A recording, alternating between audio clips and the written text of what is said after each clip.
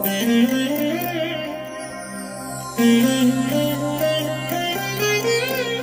దినం పరము నుండి దిగివచ్చు మాట. ఇది నీ జీవితానికి వెలుగుల బాట. నీ ఒడిలో ఉంచబడిన దీవెనల మూట, అద్భుతాల ఆనంద ఊట. జూన్ 20 సంవత్సరమంతా మీరు బైబిల్ చదివి ముగించడానికి ఈరోజు మీరు చదవలసిన లేఖన భాగము ఉదయం ఎస్తేరు గ్రంథం 1 మరియు 2 అధ్యాయములు,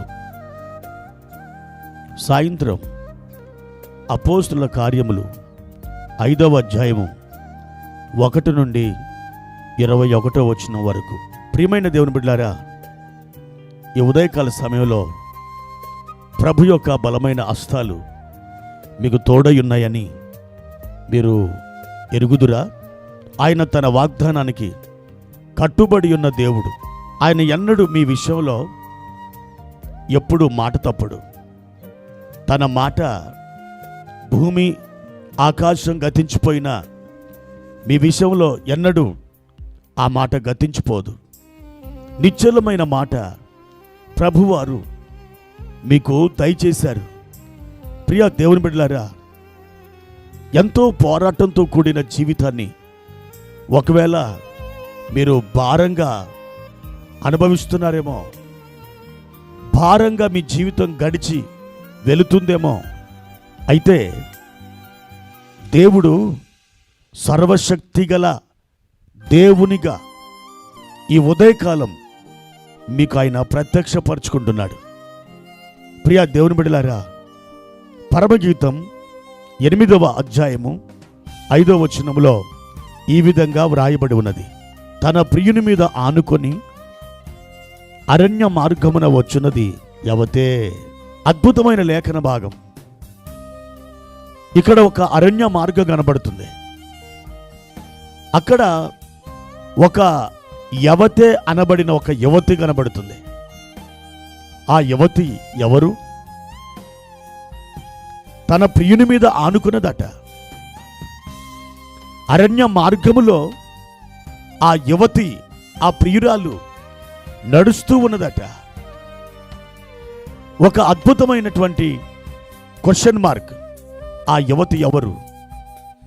ఐగుప్తు దేశంలో ప్రభు యొక్క అద్భుతమైనటువంటి మహిమ, అద్భుతమైనటువంటి సూచక్రియలు, మహత్కార్యాలు చూసినటువంటి ఆ ఐగుప్తు రాజు, ఆ ఫరో, అలాగే అతని యొక్క సేవకులు ఇజ్రాయేలు ప్రజల్ని తమ దేశముల నుండి వెళ్ళిపోమని బలవంతంగా పంపించారు.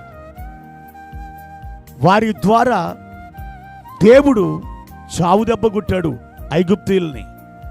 ప్రియమైన దేవుని బిడ్డలారా, ఆ రాత్రి అంగరంగ వైభవంగా బయలుదేరిన ఆ ఇశ్రాయేలు, ఆ సమాజం ఒక ప్రియురాలుగా ఇక్కడ మనకు కనబడుతుంది.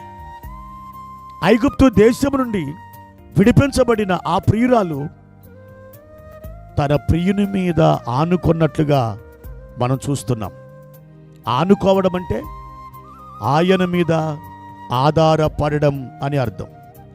ఆయన మీద మనం ఆధారపడితే అరణ్య మార్గములో నడిచి వచ్చిన ప్రియురాలు ఎంత క్షేమముగా కనాను దేశానికి చేరుకుందో, మనం కూడా ఈ లోకయాత్ర చాలించి పరమ కనాను దేశానికి వెళ్ళేంత వరకు క్షేమముగా ఈ లోకమనే అరణ్యములో నడిచి వెళ్ళగలము.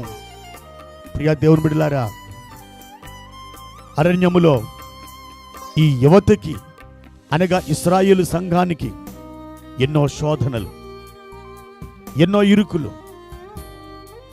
నీరు లేక అలమటిస్తున్నప్పుడు బండలో నుండి వారి కోసం దేవుడు నీళ్లను తీసుకుని వచ్చాడు. సముద్రమంత సమృద్ధిగా ఆ నీళ్లు ఆ బండలో నుండి బయలుదేరినాయి అంట. ప్రియమైన దేవుని బిడ్డలారా, ఒక మనుషుడు తన సొంత పనుల కోసం, బట్టలు వాష్ చేసుకోవడం కోసం, స్నానం చేయడం కోసం సుమారుగా 25 నుండి 30 లీటర్ల నీళ్ళని వాడుకొనగలడు. అయితే ఇజ్రాయేలు ప్రజలు కొన్ని లక్షల మంది ఉన్నారు. ఒక అంచనా ప్రకారం కాల్బలం 6 లక్షల మంది, వారి భార్యలు మరొక 6 లక్షల మంది, 12 లక్షల మంది. ఒక్కొక్క జంటకి నలుగురేసి పిల్లలు మనం లెక్కించుకున్న దేవుని బిడ్డలారా, వారు 24 లక్షల మంది ఉన్నారు. ఇటు జంటలు 12 లక్షల మంది ఉన్నారు, వెరసి 36 లక్షల మంది. వారితో బయలుదేరిన మిశ్రిత జనం 4 లక్షల మంది అనుకుంటే సుమారుగా 40 లక్షల మంది. ఎన్ని నీళ్లు కావాలి, ఎన్ని వాటర్ ట్యాంకర్లు కావాలి.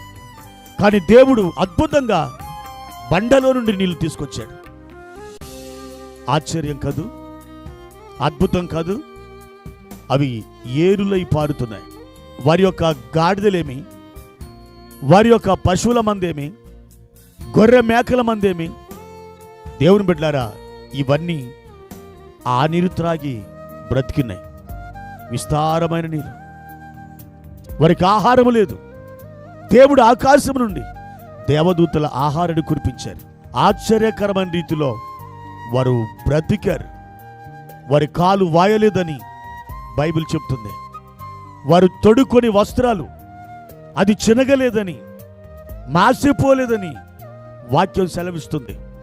నా ప్రియమైన వారులారా, ఆ ఎండలో చిన్న పాపలతో వారు ఎలా ఉండగలిగారు? దేవుడే వారికి మేఘస్తంభంగా మారాడు. రాత్రి వారికి ఎంత కరెంటు కావాలి, కానీ అగ్ని స్తంభం వారికి వెలుగునిచ్చింది. ప్రియమైనటువంటి వారులారా, వారి పక్షంగా దేవుడు యుద్ధం చేస్తూ వారిని నడిపిస్తున్నారు. ఆశ్చర్యకరమైన విధానంలో వారిని తోడుకొని వెళుతున్నాడు. అరణ్య మార్గములో ఆ ప్రియుని మీద ఆ ఇశ్రాయేలు కన్యక లేదా ఆ ఇశ్రాయేలు సంఘం, ఆ ప్రియురాలు ఆనుకొనినందువలన వారికి ఏమీ తక్కువ కాలేదు. ఈ ఉదయకాల సమయంలో నా ప్రియ దేవుని బిడ్డలారా, దేవుని మీద అనగా మన ప్రియుని మీద మనం ఆనుకున్నట్లయితే మీకేమీ తక్కువ కాదు. మీరు తలగా ఉంటారు, తోకగా ఉండరు. మీరు పైవారిగా ఉంటారు, క్రిందివారిగా ఉండరు. మీ ఎదుటికొచ్చిన శత్రువులు 7 త్రవల గుండా పారిపోతారు. మీరు అనేక జనములకు అప్పిస్తారు, అప్పు చేయరు. యెహోవా రాఫా అనబడిన ఈ పరమ వైద్యుడు మీతో ఉండి ఆయన మీ ఫ్యామిలీ డాక్టర్గా మారిపోయి స్వస్థత, అద్భుతమైనటువంటి కృపతో మిమ్మల్ని నింపి ఆయన బాగు చేస్తారు. అవును, ఆ ప్రియుని మీద మీరు ఆనుకుంటారా? ఈ దినమే మీ సమస్యలకు దేవుడు అంతం పలకబోతున్నాడు. గొప్ప అద్భుతాన్ని ఆయన చేయబోతున్నాడు.